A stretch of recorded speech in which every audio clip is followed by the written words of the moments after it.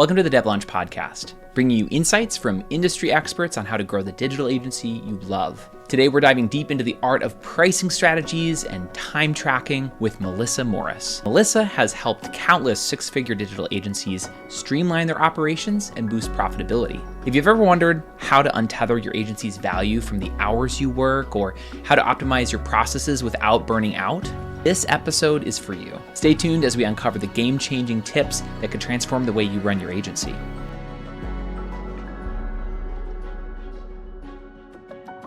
Well, Melissa, I'm really excited to have you on the show today. Thanks so much for joining us. Oh, I'm super excited to be here. Thanks for having me. Absolutely. Well, we were talking just before we started recording. We were talking about, I'm seeing in the background, unfortunately for people who are listening to the audio and not the video, you can't see this. But in the background, there's a word that says ease. Turns out it's the word of the year a couple years ago. Yep. But this year, what's the word of the year? It has been up level. Tell me more about that. Yeah, I think of a few things. There were some personal things, some business things, which I think any good word of the year should encompass. It's really a theme for your life there.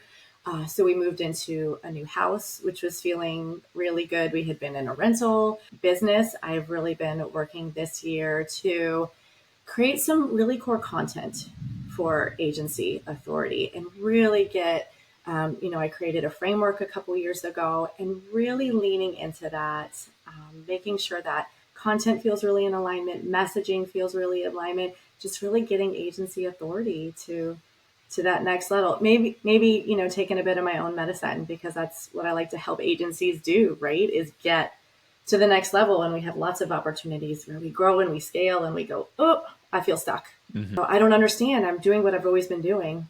But there it is. You're doing what you've always been doing, and that's kept you here. So how do we break through and move to that next?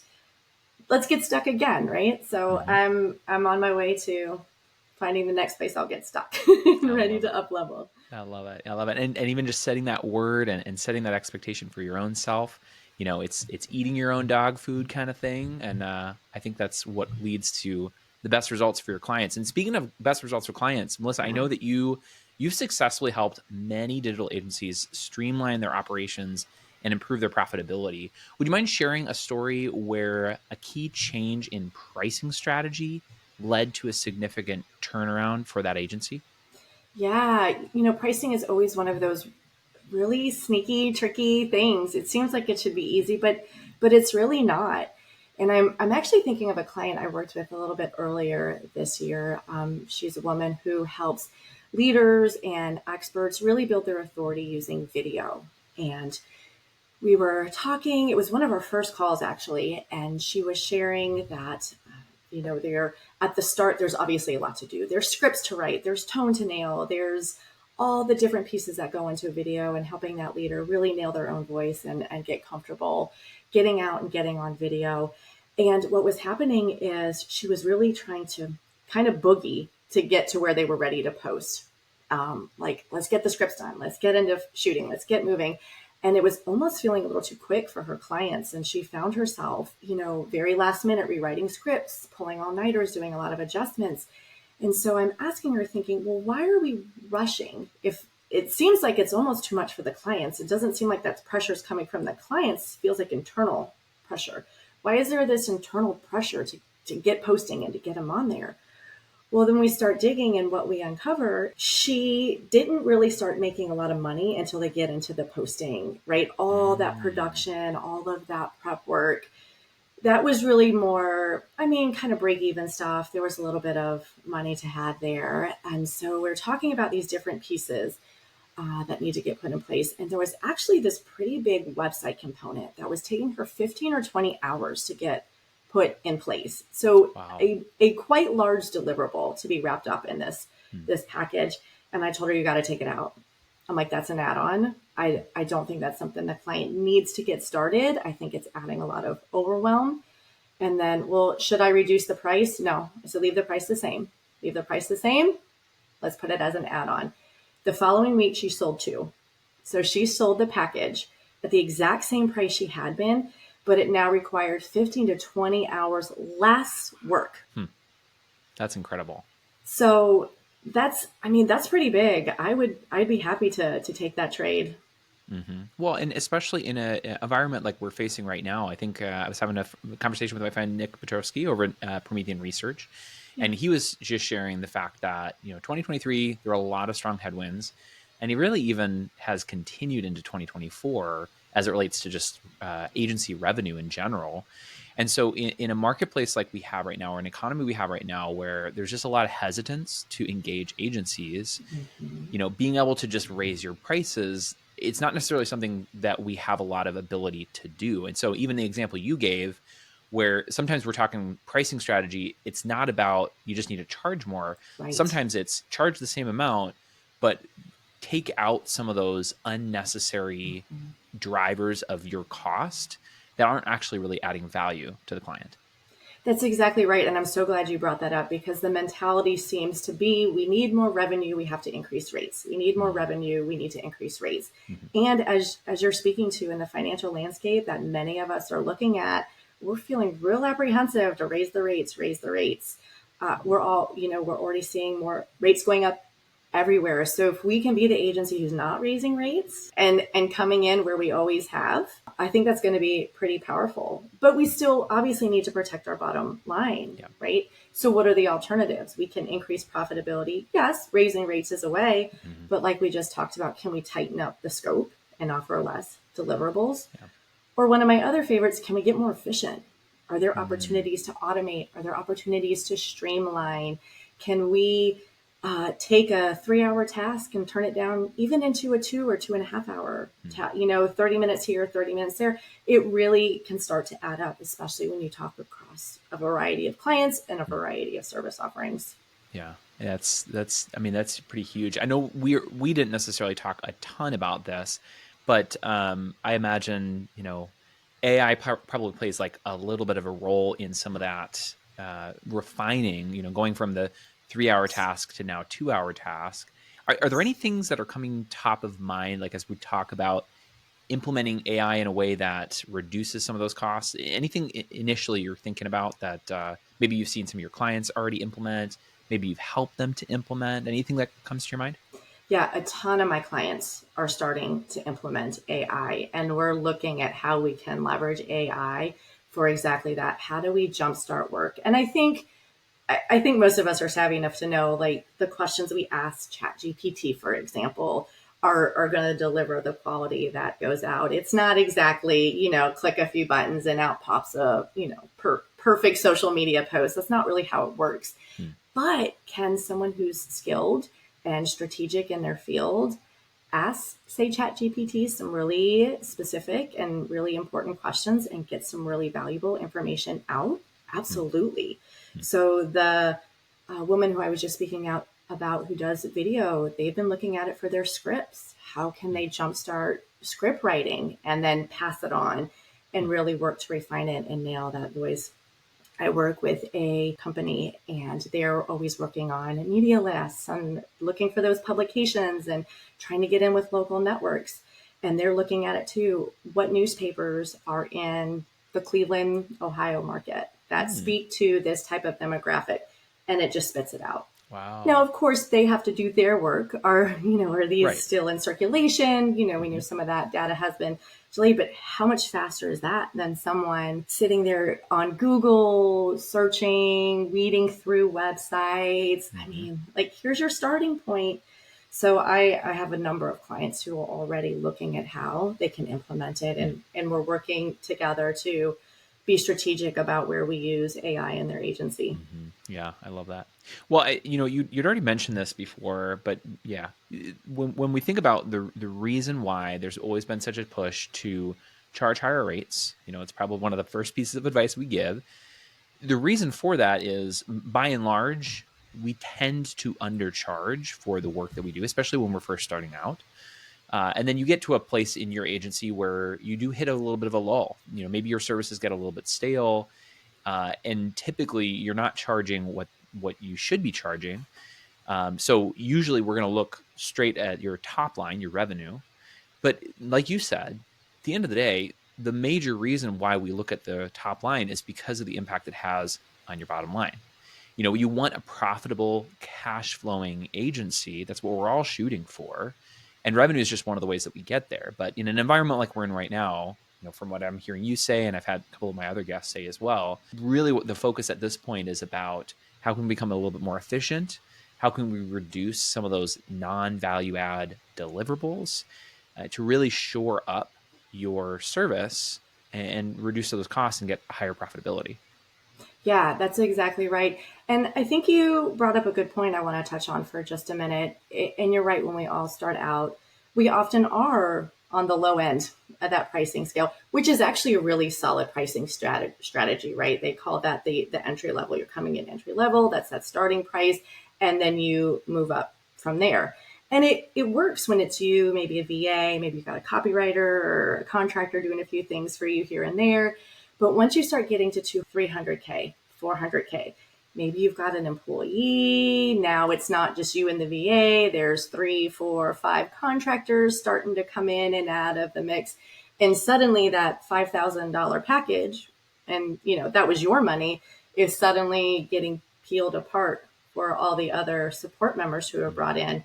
And what inevitably starts to get agencies in trouble is those expenses are going up, not in an alignment with, right, your fees and your packages and your so there really are these points, as we talked about that up level. There's a moment where you've got to up level and we need to say, okay, these packages and this pricing and this team was working, but this is not what's going to get me to that 500,000, 600, 700,000, all the way to the million mark. I've got to start reworking some of this and getting it in place so that I can. Yeah, that is really, really good. Again, throwing you a little bit of a curveball, but it's along the same thought, the line of thinking. As we think about, again, an environment like we're in right now, I think one thing I've been hearing about is what can we do to kind of maybe offer slightly different services or pivot a little bit, maybe try a new type of thing that maybe our ideal clients would want or would be interested in buying. Do you do a lot of work with your clients in helping them even just think through the new types of services they want to go to market with? Have you had a lot of experience with that? Absolutely. And that's a big part of the work I do with agencies is we want to evaluate your packages and see, are they in alignment with your current clients, but also in alignment with your ideal client? Because just as our team and our service offerings start to change, it's not uncommon for us to niche or specialize or start looking at clients who have more resources, have more money, right? And so making sure that the packages that we're offering, do these also appeal to the ideal client and the person we're going after? So there is an opportunity to start looking at data and evaluating what pieces of these packages really seem to resonate with people that we currently serve, people we're having discovery calls and conversations with. What pieces do they go, oh, that's nice, right? Okay, that sounds good, but I don't know that feels important to me necessarily. And then just ask them, right? So I think that's another thing when we're thinking about how do we increase revenue, how do we grow? Everybody's thinking about the new client. Upsell your current clients. Your current clients know you, they like you, they trust you, they work with you. Go to them when you see a need and say, I got an idea, right? I'm thinking about this. I think this is something your company would really benefit from. We've got the team and the resources. I think we can pull this off for you. Let's try it. Let's see how it goes. And I'm willing to bet a lot of times you'll get some yeses. Well, and so it sounds like from what you're saying, if you want to be trying out new services, if you want to be seeing if this is going to resonate with your ideal clients, don't necessarily start with the people who aren't yet customers. Like start with people who are already paying you money, and then validate with them by just seeing if they respond and then they end up buying from you. Am I hearing that right? Yeah, absolutely. I mean, why wouldn't you already go to people who have been paying you and they're in, right? They like your services. They like what you have to offer. They're getting value from it. Those are people who are going to have a really lot of insightful things to share. And even if it's an open-ended question of what else could we do to support you? Even something as simple as that. What else is on your plate that's marketing related, web related, whatever that looks like? What else is on your plate that's that's really taken up a ton of your time. Maybe we could take it off your hands. Yeah. And I'd imagine with that, I actually had another guest on who was talking about having those conversations regularly with your clients about almost like account management type of questions, where you're asking the three questions of like, why did you buy from us? On a scale of 0 or 1 to 10, like how would you rate us? And then the follow-up question is, what could we do to improve that rate or that rating? Love that. And sometimes in those questions, those account management type questions, you're going to find exactly, Melissa, what you had just mentioned. You're going to find those opportunities to be like, well, we would really like your service if you did this thing. And that can give you kind of some insights and some ideas to then, pivot a little bit. One thing you have told me about in our other conversations that we've had is you've talked with me a little bit about retainer and hourly billing. I know this is a big thing, certainly in the software development agency space, but I think more broadly in agencies, going with retainers and going with hourly billing. I think for me, in my experience, on the one hand, I love hourly because it's like, you can expect it. You know what you're going to see out of it. And it's stable, but also it's like, it is so hard to get a good growth trajectory. It's the safe option. And so you're not always going to get the type of growth that you want. And so I like to see alternatives to hourly billing if possible. Would you mind sharing some examples of how a hybrid of both retainer and hourly could be implemented effectively in an agency setting? Absolutely. I was working with a woman last year, and she was just a perfect case example of this. So I want to share. She works with nonprofits, and she helps them with their communications and their marketing initiatives. And what she found is she was really struggling to come up with that retainer or that monthly rate. There was a really good pattern to some of the work that every month they were going to do newsletters, they were going to do social media posts, they were going to have these calls. But what also kept coming up was, we need a flyer for the event we're going to have. We need a slide deck so that we can do this presentations for these donors we're going to be in front of later this week. So there were these ongoing design needs, but they really ebbed and flowed. And she was coming up on all these contract negotiations and just was really struggling. And this is why she came to me. She says, I don't know how to price this. Sometimes I'm doing tons of design work. Sometimes it's a little bit. And she'd gotten burned before, where she was doing a lot of design work knowing, I'm getting paid that much for this. There's not much left at the end of the month to cover this.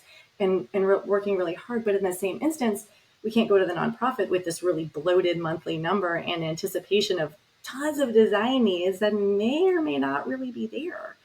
So this, I think, is a perfect example. What we did is we peeled out everything we knew was going to happen very, very consistently every month.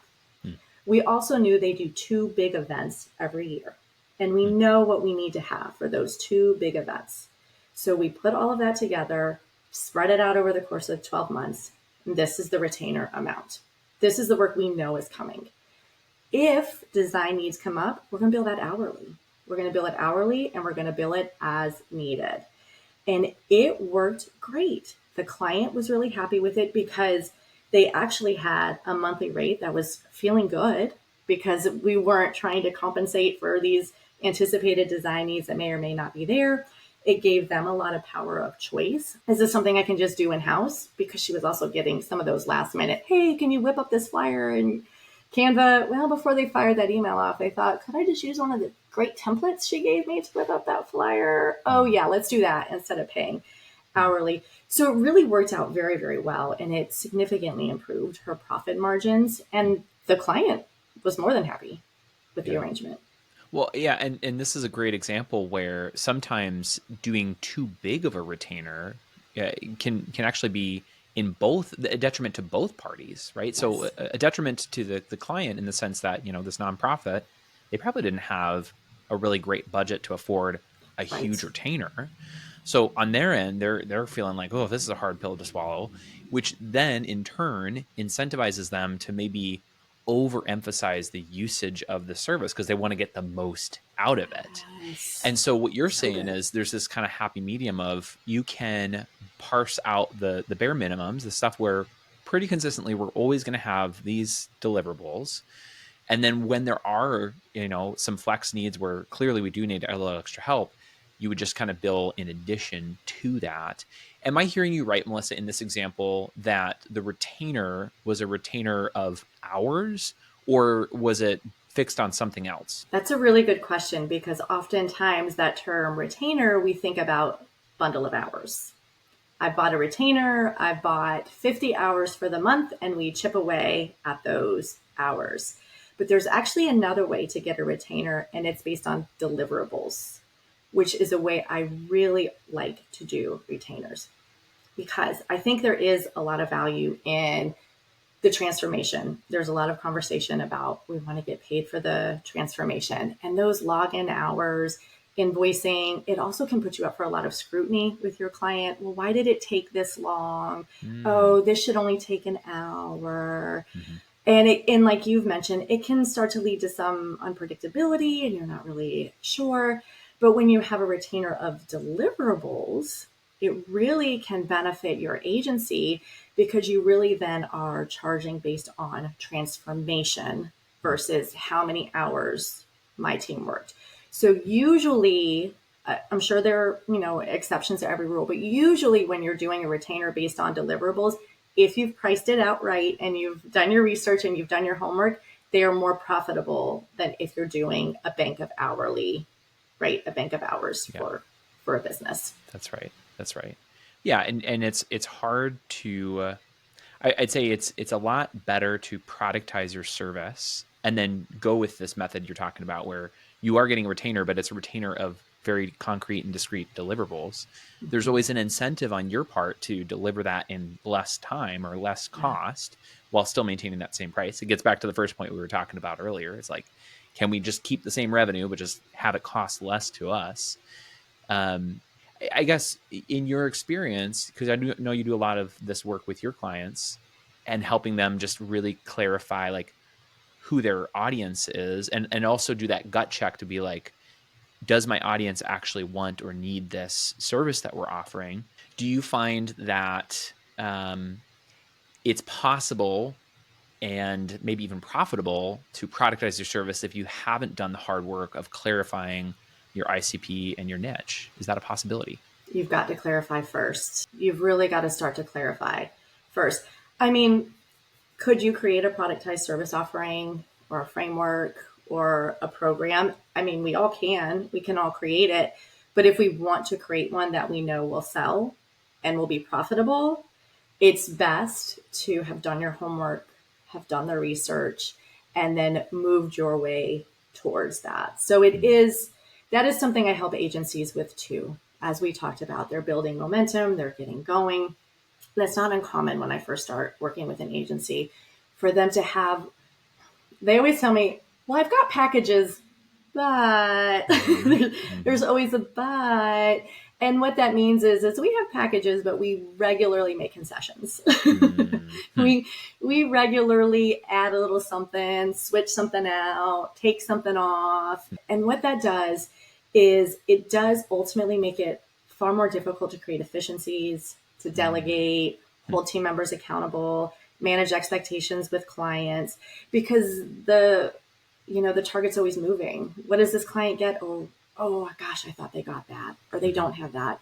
Your team members feel a little stuck. Oh, the client asked for it. Would we say yes? We do this sometimes. We don't do this sometimes.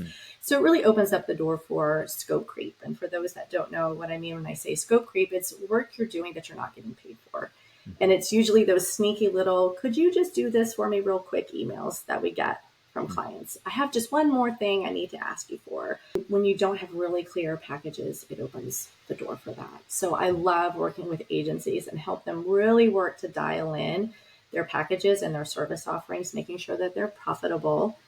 We know who we're going to sell them to. And that's how we up level, to continue the theme of the conversation. Up level. Hey, it's almost like it's the word of the year or Almost something like like it. that. Well, if I could give maybe like a devil's advocate position to Mm-hmm. what you had just said about, because the example you're giving is, your clients might say something to the effect of like, well, we have these packages, but, and then there's like concessions, or there's like, kind of custom tailoring some things.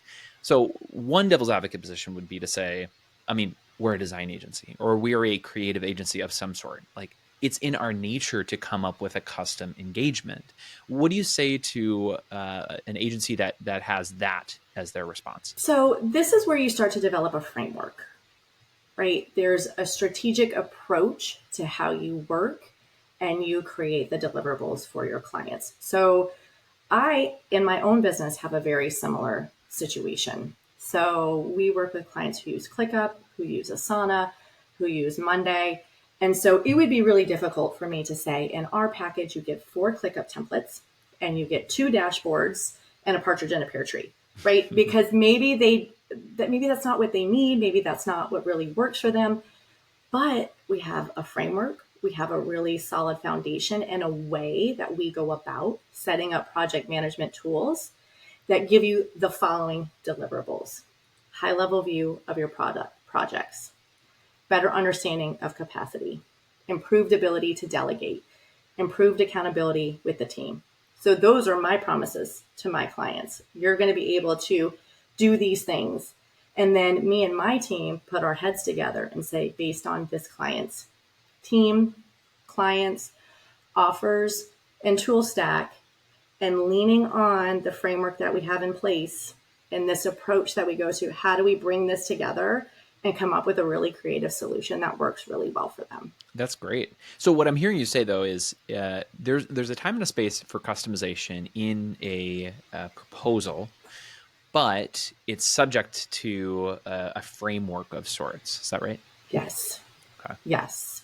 And I know, and some of it comes with experience too. At this point, we have set up so many tools, and I know what works. Yeah. I know there's a couple of different ways we're going to get you the visibility you're looking for. And based on your package or your service offerings, that we're going to go maybe one of 2 or 3 directions and get that in place. And because of efficiencies we've built in the agency and training we've done in our agency, we also know about how long those take. So I can give a little bit of a range. And this is something that gets people stuck when they're coming up with their proposals and plans, is they want to feel it's one extreme or the other, right? Their proposals can sometimes have things like, we offer strategy and support and social media posts, and it's, everything but the kitchen sink. Or they're very, very granular. It's 5 posts on 2 platforms. And then someone says, but I only need 4 posts because we always do Wildcard Friday and a team does something. They're, well, I got to reduce the price or I got to change it up. Like, they only want 4. It's okay. It's okay. So think of it you want it all to kind of even out in the end, right? So I know you're going to spend on 5 social media posts roughly 3 to 4 hours every month. Well, if it's a 12-month engagement, take 3.5 times 12, right? There you go. You have covered what should be a little bit more one month, a little bit less one month. Maybe you work a little faster. Maybe it takes a little longer. But in the end, it should start to feel like a wash. And that's really the nature with all retainers, is if you're not hourly, at least, right? If you're not really counting the hours, you want to look at more like rolling, maybe 90-day periods. Are we every quarter kind of balancing out? Then we're good. Yeah, I would agree with that for sure. It sounds like the advice that you got here too, it probably is well tailored to an agency that has gotten to a certain size, right? So like when you're first starting off, certainly if you're a freelancer, or maybe you're, what is that, up to 200,000, 250,000, like what's that kind of that range, but like under which you just say, look, you're still pretty new. Like, it's okay to just try to figure stuff out, kind of throw a bunch of things out there and see what works best and like learn from your experience. What's that threshold? Like at what point do you feel like an agency owner should say, okay, I need to start to up level. I need to up level my services in the sense that I'm clarifying and I'm creating the frameworks that I then go and productize my services with. It can be a range, as we guess. Someone who has higher ticket offers right out the gate would obviously have higher revenue before they start bumping up against this versus someone who has lower. I would say it is usually between like the 2 and 400K mark is where that pain point starts to feel heavy.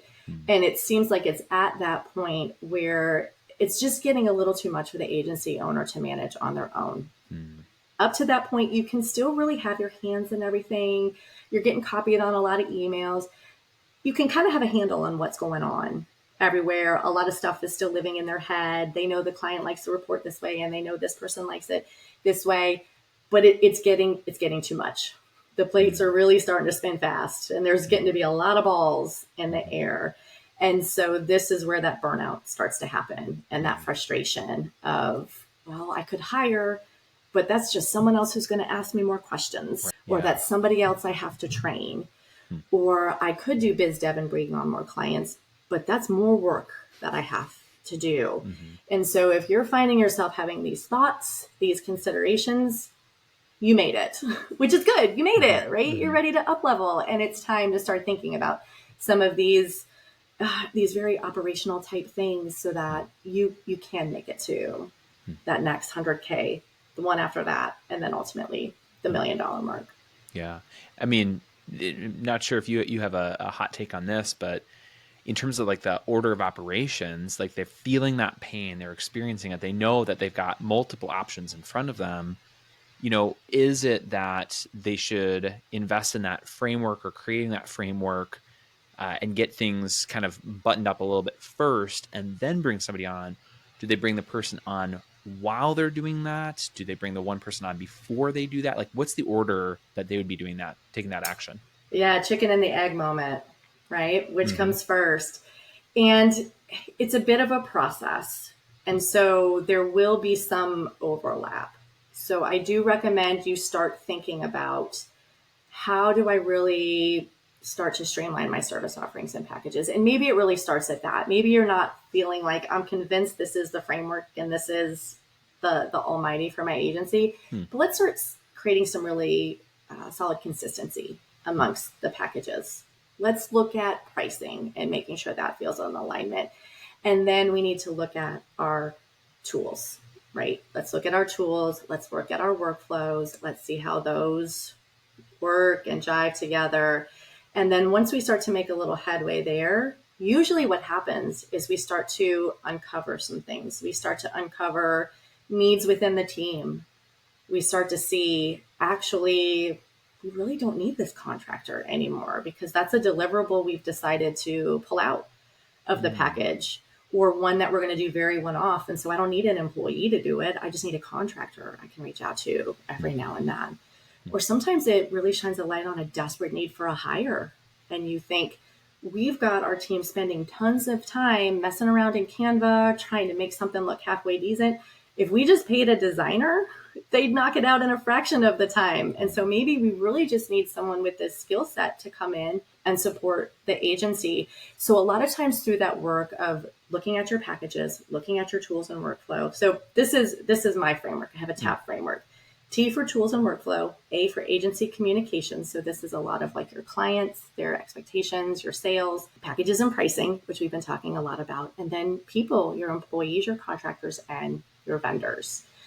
So we're looking at all of these pieces together, and it's like peeling back an onion or putting together a puzzle. We start putting some of the pieces together, and you get to that point where suddenly you realize what it is. You're like, oh, this is the cow. Give me all the black and white pieces. And you start putting them all in. You're like, I got the cow done. You can start getting some really quick moments. I love that. Well, we've been talking about pricing strategies. I want to kind of put a nice little bow on this topic by just asking you the general and kind of final question on pricing, which is, what are the most common pitfalls? And I know we've been talking about them a little bit, but what are the most common pitfalls you see agencies tend to encounter with their pricing strategies? And what are some ways that you would advise them to avoid them? Yeah. So we have started talking about some of them, right? Like, let's not stuff too many deliverables in there. Let's actually base it on time, hours in, start to create some customization where we can. But some of the things we haven't talked about yet, and one that I do see is a big misstep for a lot of agency owners, is neglecting to account for the administration and internal work that goes in to support a client. So oftentimes when I'm working with an agency owner and we're going through their service offering and we're thinking these are the deliverables, our social media posts or our website pages or whatever that starts to look like, how much time are we going to need to get this accomplished? What they often forget about is the internal meetings that they're going to have to discuss the strategy and to fill the team in about what's going on. When their project manager or the account manager is updating tasks in Asana or ClickUp, the email correspondence with the client. And I get that this can be tough to nail down because I'm going to turn on a timer for 2 or 3 minutes or 10 or 15 minutes, but you do need some way to account for project management time. And I usually let this be a bit of a sliding scale based on size of package. So maybe your smaller package, you account for 3 to 5 hours a month based on, right, how big it is. And you're going to add that in. You're just going to add in that time as administrative and account management time. And then your medium package, maybe there's 6 or 8 hours added. And then the big package, 10 or 12. But you can start to uncover what feels best. But that's something that a lot of agency owners forget to account for. And then they find themselves looking and saying, I don't understand. Why are we over budget? Why do we keep going over budget?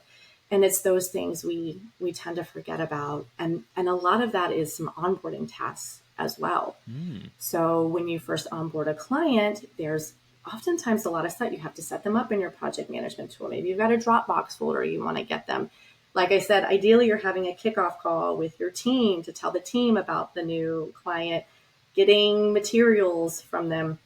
Lots of stuff going on there. And so there's 2 ways to approach that. One, go ahead and charge an onboarding fee, a setup fee, an initial engagement fee, whatever feels right for your industry or your particular agency to cover that. Or you can know that there's a lot of front-loaded work and it lightens up over the course of the 6-month engagement and just spread it out evenly over the course of it. But the point is to account for it, because when we don't account for it, that's when we're feeling like I'm wasting time setting this up in Asana. I'm not going to meet with the team to talk to them about it because we just need to get moving. We just need to get working, and it creates that energy. But when we've said, no, we're going to take time to set this up properly. We're going to get the team looped in. We're going to get the tools in place. It's going to make the experience a lot better, and communicate that with the client too. They're going to know what to expect. They're going to feel really good about it. Nothing feels rushed. Balls aren't getting dropped. And when you set that up to start really well, it just makes for a far better relationship down the road. Oh yeah, absolutely. I mean, you're touching on onboarding, which is, oftentimes one of the most important things, aside from being able to sign the client, one of the most important things we're doing in creating the type of relationship that will hopefully continue on even well after this initial project.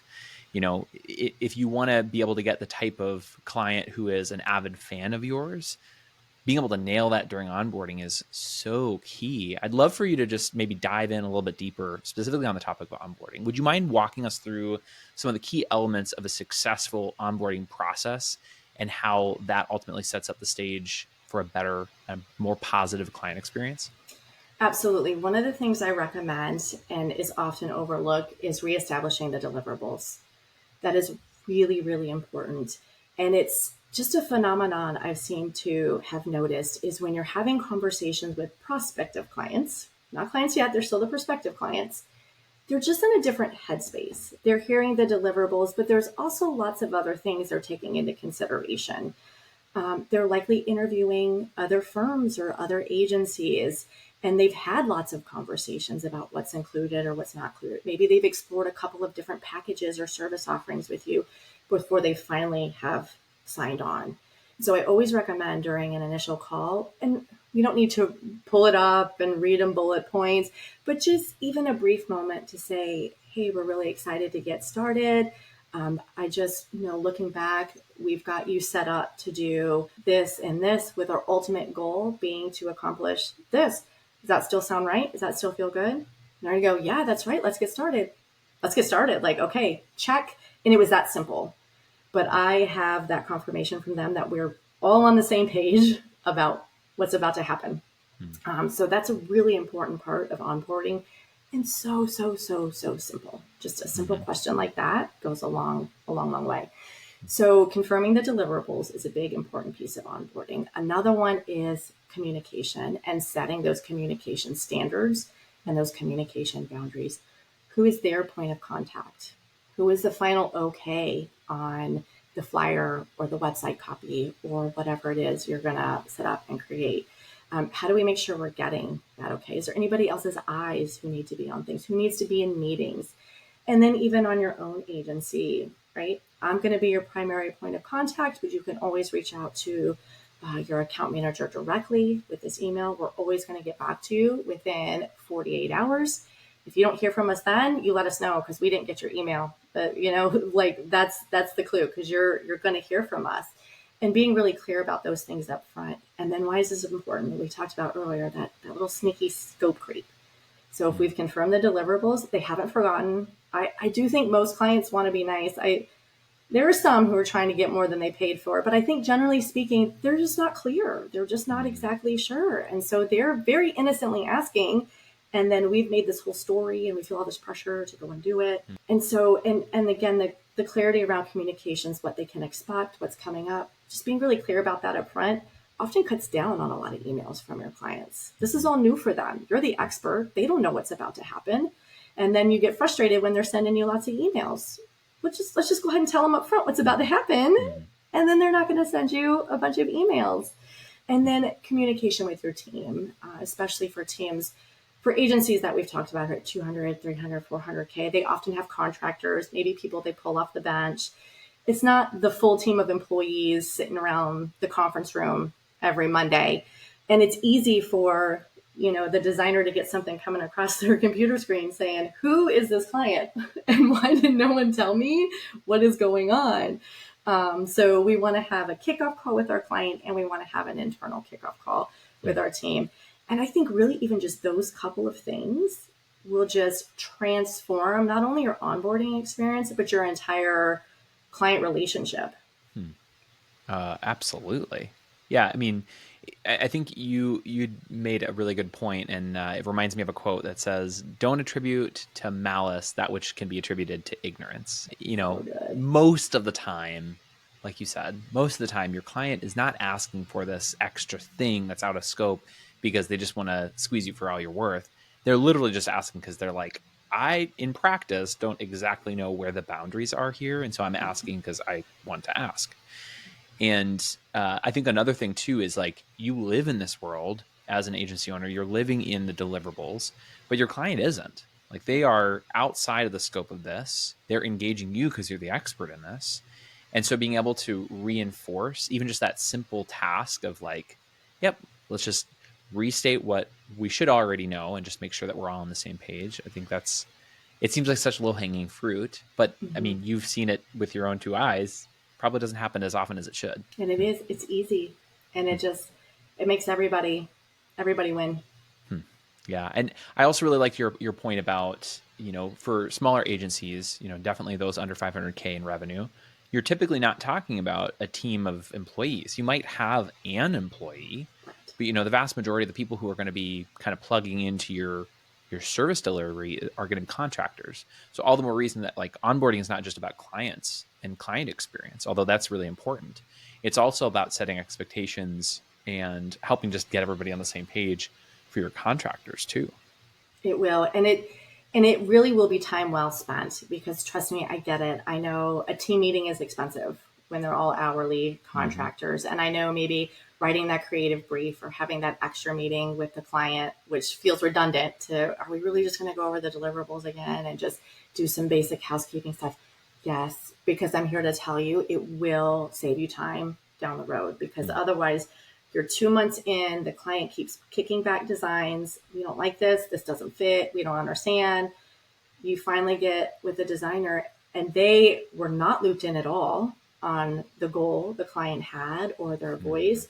They were not looped in on the initial sales conversations. And now we've spent 2 months going back and forth.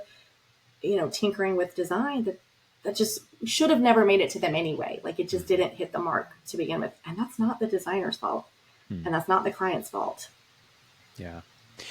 So with onboarding, I mean, it seems like an area that you have got a lot of experience in, and you've got some good resources. Are there any resources that you'd recommend for our listeners to go check out, especially for those who are under 500K in revenue? Any good resources you have for doing onboarding well? I do. So I have a templated client onboarding SOP. And this is very detailed. So it actually walks you through the things you should be considering, the steps you should be taking, not only for the client, but some of these internal things that I've talked about, internal kickoff calls, setting up in your project management tool. It really takes you through all the steps that equals a really great client onboarding process. So that is a resource I am happy to share with your listeners. So if they just want to, actually, let's just shoot me a DM in LinkedIn and I'm going to send it to you. Awesome. Yeah, I was going to say that would be super helpful. I'm assuming it's just like a Word doc or like a. It's just a Google Doc. Yeah, it's just a Google Doc, and you can copy it. You can steal as much of it as you want, or use it as solely as inspiration. We've got little notes and prompts along the way that guide you if you want to make some tweaks and changes. But this is a feel free to plagiarize moment as well. I love it. Well, that's great. I really appreciate you sharing that with our listeners. Well, I want to talk about something that's a little bit spicy, maybe a spicy take. And I'll say it's spicy in the accounting world. I've already gotten a lot of flack from my friends on this, but it is a hill I'm willing to die on. And it has to do with the time tracking. I'm an outspoken advocate for time tracking. And so, yes, I will admit my friends are like, no, like we can't do time tracking because we need to move away from this idea that your value is tied to time and all this kind of stuff. And my biggest rebuttal to that is time tracking is valuable data. Last time I checked, there's only 24 hours in a day, which means it is a finite resource. Why would you not want data from your business if you could get it? And of course, the argument goes, well, yeah, but you can fudge your time tracking and all this kind of stuff. It might not be very reliable. To which I say, well, that's literally every other data point you have in your business. I mean, you talk about customer acquisition cost, like that can be a pretty fudged number. Like there's all sorts open of rates, all of it. Perfect example. Open rates, like, yeah, there's all these different metrics that, of course, like we're always going to put an asterisk. We're not going to like hang our hat on that as being the one piece of data that we're going to use to make all decisions. But why would we not have that data? So I bring this up because I know you too are an advocate for time tracking. Yeah. And like I said, like you and I were not in the camp of we want to use time data to micromanage people. But where have you seen time tracking be really helpful for your clients? Oh, time tracking is like music to my ears. I love this topic because you were right. Every agency owner just groaned, and don't leave the podcast yet because I promise this is worth it. So I have actually seen time tracking really be very enlightening to agency owners in so many different ways, but I will highlight a couple examples. One, I hear about the agency owner's biggest clients. They're our anchor client. We have worked with them for years. They pay us all this money. What they want, they get. Okay, how many hours a month are you spending on that work? Oh, it's not that much. Oh, it's right. No, they pay us well. They pay us really well. Okay. We get the time tracked. We show them the numbers, and they fall over. We're spending this much time on this client, and then inevitably the calculator comes out and they're taking that monthly retainer and they're doing division, and then they fall over again and they realize that it's a fraction of their hourly rate. The amount of time they're pouring in to the cash cow, right, the big client, is just way more than they ever expected. And suddenly, cash cow is not feeling like such a big fish anymore. It's not feeling like the client that's paying the bills anymore compared to others. Another way I have seen this be really impactful, and I'm doing this actually recently with one of my current clients, is there's a particular activity in the business, and we've noticed a pretty big variation in how much time it's taking team members to execute on. I mean, several hours of time. Someone is able to perform this task 3 or 4 hours faster than the other team member who's supposed to be doing the exact same work. Now, there's no concern that there's some funny business going on. We've gone over time tracking, but what we did discover is they needed more training. That this more experienced team member, they just had uncovered some hacks and tricks, and they were just able to execute that task much, much, much faster than this other team member was. What do we do? Get them together for an hour. We got them to show them how you execute this task. And they were so happy. Like the other team member who had been taking much longer, it was a tedious task. It was tedious. And so for them to say, I don't have to spend an extra, this used to be an entire afternoon of my day and it's not anymore. When like training, it can uncover great opportunities for training. It uncovers profitable, unprofitable clients. And this is where they're really going to get mad at us. Should the agency owner track their time, Tony? What do you think? So I do too. I think so. I mean, I say that and I'm like, guys, like I track my time too. I track and it's my like time every day. Right. And here's for me where I personally find time tracking to be really helpful. It is, I work in a virtual environment here. I'm in my amazing studio setup. But I'm by myself, right? Yeah. So I find time tracking to be kind of an accountability partner. I got my browser open. I'm working on a number of things for this one client, and a new thought comes into my mind. I'm like, oh, I should do this one thing. It's like, no, because my time, if I switch tasks, I'm going to need to change I'm going to need to go in and find the new task and then track time to that new task.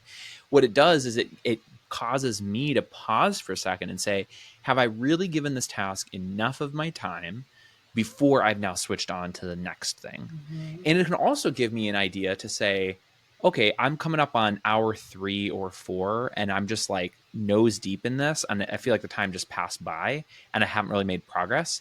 I'm spinning my wheels now. I need to go out and go for a walk.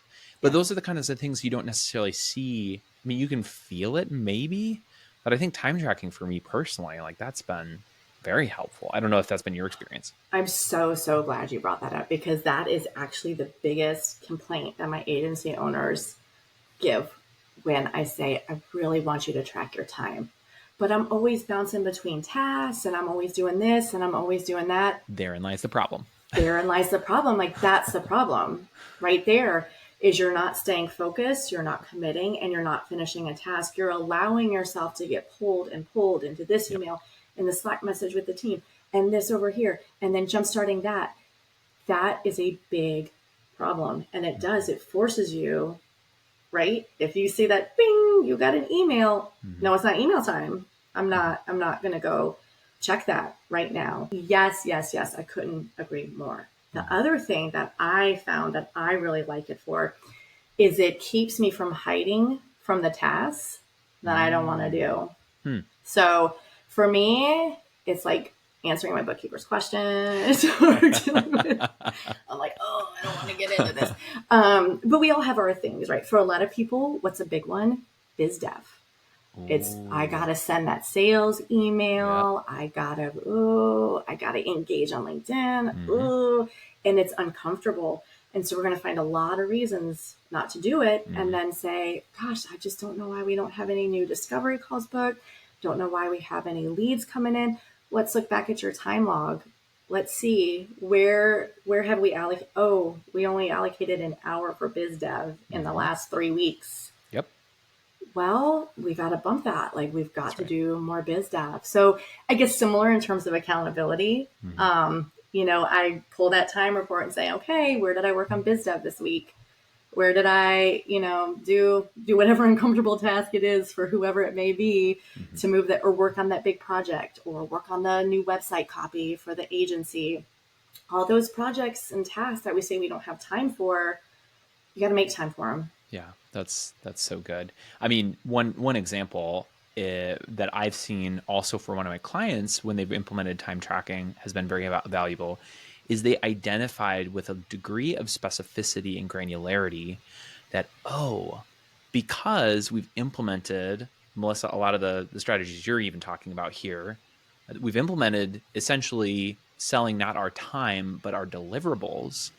We have identified actually our people's utilization rate is pretty low. What they don't realize is it's good in the sense that the cost to deliver is actually very, very low. So their gross margins are in the 60%. Like that's great. That's is good really gross good. margins. That is I know, very good. really good.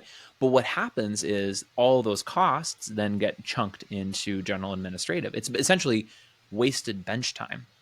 And so because we were doing time tracking, not looking at where are we planning to spend our time, because planning to spend our time versus what we've actually spent our time are two very different stories oftentimes. The planned story was that, no, we're fully utilized. Of course, you think you're going to be fully utilized. And then when push comes to shove, you actually don't take nearly as much time. You do have a lot of bench time. We were able to show over several months, we're like, look, we have opportunities to develop some internal IP. Why don't we take all of that essentially bench time, non-value added overhead cost and put it to at least trying to see if we can create our own products. And so that's has been a huge kind of takeaway from time tracking. So I guess to kind of put a nice little bow on this time tracking conversation is it's good data. You might as well track it. Yes, if you're a creative, it's going to feel like somebody is taking a bird and stuffing it in a little cage, and it's kind of sad, like, oh, I don't want to do this. But I think what you'll find is the data is going to help you make better decisions and hold you and your team more accountable, and find even like new insights. I mean, I love the thing that you said, Melissa. You've got the person who, one person was doing the same task as another person. It took this person way less time. And so it was like a cross-training opportunity. So good. Yeah. Well, I couldn't have said it better myself. I mean, time tracking just will transform your agency. I'm certain of it. Agreed. I guess, do you have any suggestions? Because I'm sure this is probably something that you've talked with your clients, you've talked with people in the past about. You have any suggestions for like helping your clients if they're currently not tracking time and they need to make the transition to tracking time? Any suggestions for maybe a good tool that can help them in that transition, or how you'd frame that with the staff? I think Toggl is a great tool. They give you quite a bit on the free version, which is why I like that one and recommend it. There's obviously a bunch out there. So I think, just getting in there and starting. Don't go too granular too fast. This is a mistake I sometimes see where an agency owner says, well, we tried time tracking and it didn't work, but they had, like every tiny, like write the social media post, graphic for the social media post, post the social media post. Too much, right? To start, I just need to understand how much time does it take me to get a social media post from inception to posted every month for this client. Now, if it's seeming really out of whack, okay, then we go dig a little deeper. But generally speaking, we just don't need to be that granular. So I would say go ahead and even just start a little more high level and getting into the habit. Just if it's for this client, make sure you're assigning it to the client. If it's for the agency, assign it to the agency. And then start digging down a little more. If it's design or copy, if it's dev or research. So try to think about some big buckets that would make sense. And, kind of speaking to your utilization rate, is it billable or non-billable? And making sure that you've discerned and given your team members the opportunity to code for billable or non-billable, or you at least know, and you've got the tasks in there that are, if it says admin or it says email, then I know that's non-billable versus client meeting and dev work. That's billable, because those are going to be some big ones to start.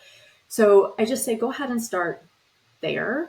And then you can add, and then only get really, really granular if you feel like you really need to. If something's just real, right? If the social media posts are taking, 3 times as long as you think you're supposed to, well, we probably need to dig a little deeper and figure out what's happening here. And then in terms of getting the team on board, teams can start to feel, especially if they've never been asked to time track in this way, they can feel a little bit micromanaged or under the microscope. No, I do my job, or no, I do it well, or maybe insecure if they do something really fast. Ooh, are they going to think I didn't spend enough time on this task, or I should be spending more? So I think opening up the conversation with them, letting them know that this is something you want to implement, because really what we do want our pricing strategies in line so that there's a really profitable agency. What does a really profitable agency mean? It means plenty of money for everybody. It means plenty of money and plenty of work. So I think just making sure you're really clear about the reason that you've decided to implement time tracking is just very, very useful. Then people don't feel like it's about them, or right, that you're suspicious they're not doing what they're supposed to. You can, hopefully alleviate some of that. Yeah, that is really, really good. Well, I want to make sure that we put a bow on the topic of time tracking. I know we started by saying this, but I want to reiterate the reason we started the show off talking about pricing strategies is because I want to highlight to everybody who's listening that we firmly, both Melissa and I firmly believe that one of the greatest ways to grow your revenue or improve profitability in your agency is to do your best to untether, where possible, untether the value you deliver from the time that you're spending. So don't take this conversation about time tracking as any pros or like accolades to the idea of let's go back to the Stone Ages of trying to bill hourly for everything. We're not advocates for that. I think there's a time and a place for hourly billing, but it's probably not as often as you think it is. We are huge advocates for time tracking because it can be incredibly valuable data for your business. That's kind of my 2 cents. Yes, yes. And I'm really glad you pointed that out, because that's exactly right. We don't want to advocate for hourly and showing the clients. That's not what it's about. It's about giving you what you need, all the packages, right? To circle back to that. How do I know what deliverables need to be in my packages? How do I know where there's this hefty deliverable that I can pull out? How do I know how to price it so there's enough money left to pay myself at the end of the day? As I mentioned too, even when you're working within a framework, do you know how I got the information that I need to know? Okay, I know about how much time it's going to take us to set up a project management tool, whether it's ClickUp or Asana or Monday, and set it up with with the foundations and the framework, because I have tracked my time for years.